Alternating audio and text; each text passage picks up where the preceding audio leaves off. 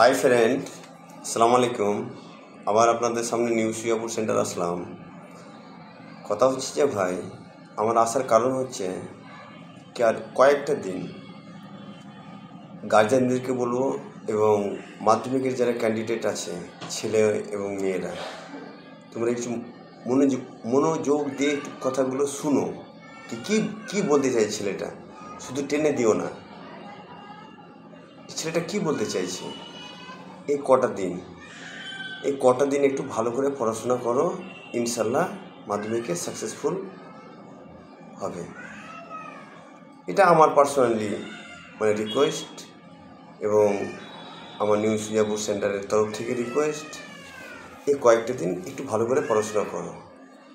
এ বলে আজকে এরকম বক্তব্য শেষ করছি। পরের ভিডিওতে আমি নেক্সট আবার তোমাদেরকে কিছু বলবো। আসসালামু আলাইকুম।